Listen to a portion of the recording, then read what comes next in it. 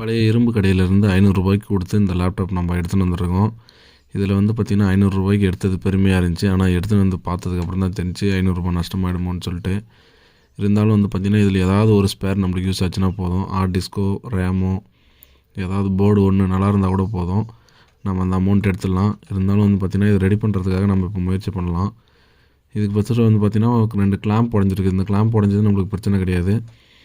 இப்போ நம்ம பேக் சைடில் பேட்டரி ஓப்பன் பண்ணி ஸ்க்ரூ மொத்தம் ஓப்பன் பண்ணி உள்ளே எப்படி இருக்குதுன்றதான் பார்க்கணும்.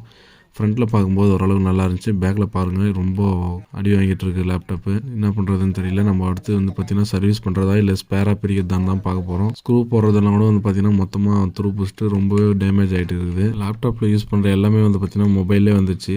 அதனால் இப்போ யாரும் அதிகமாக லேப்டாப் யூஸ் பண்ணுறதில்ல. அதனால தான் வந்து பார்த்திங்கன்னா இதெல்லாம் எடை கடைக்கு போகிற அளவுக்கு ரொம்பவே மட்டமாக ஆகிடுச்சு. இது வந்து பார்த்திங்கன்னா ஃபுல்லாகவே துருப்பிச்சுட்டு இருக்குது. இப்போ இதில் நம்மளுக்கு ஏதாவது ஒரு ஸ்பேர் நல்லா இருந்தால் கூட போதும், அதை நம்ம கரெக்ஷன் பண்ணி எடுத்துக்கலாம். இதை நம்ம வந்து பார்த்திங்கன்னா சர்வீஸே பண்ணலாம் அப்படின்ற ஒரு மைண்ட் செட்டில் தான் எடுத்துகிட்டு வந்தோம்.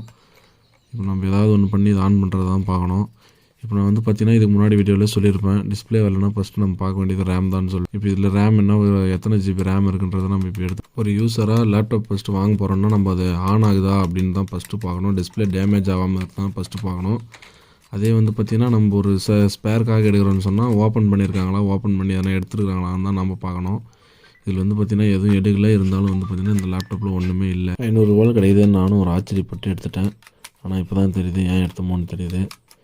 அந்தளவுக்கு வந்து பார்த்திங்கன்னா ரொம்பவே தண்ணி இறங்கி மொத்தமாக எல்லாமே துரு ஏறிட்டுருக்கு. ஸ்க்ரூ கூட கழட்ட முடியாமல் அந்த நிலமையில் போய்ட்டு இருக்குது. இது கழட்டுறதுக்கே இவ்வளோ கஷ்டமாக இருக்குது. இன்னும் உள்ளே என்ன கண்டிஷனில் இருக்க போதோ தெரியல. மொத்தமே வந்து பார்த்திங்கன்னா துரு ஏறிட்டுருக்குது.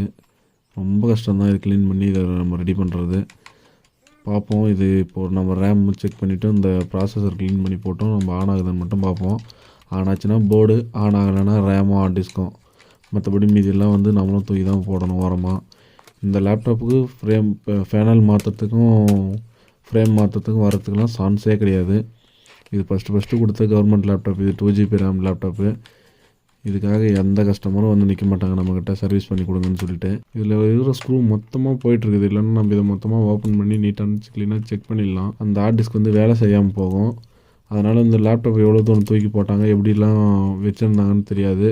ஹார்ட் டிஸ்க் என்ன கண்டிஷனும் தெரியாது நம்மளுக்கு. நம்ம ஆன் பண்ணி பார்த்துட்டு இதை நம்ம ஸ்பேர் மட்டும் எடுத்துன்னு தூக்கி உரம் போட்டுற வேண்டியதான். இது வந்து பார்த்திங்கன்னா ஃப்ரேம் உடச்சி தான் எடுக்கணும். அப்படி உடச்சி எடுக்கிறதா இருந்தால் அடுத்த இதில் பார்க்க போனோம். சரி, ஆன் ஆஃப் பட்டன் லைட் இருந்துச்சுன்னா டிஸ்பிளே காமிக்குன்னு சொல்லிட்டு டிஸ்பிளே செக் பண்ணியிருக்கோம். ஆனால் டிஸ்பிளே கூட எந்த ரெஸ்பான்ஸ் இல்லை.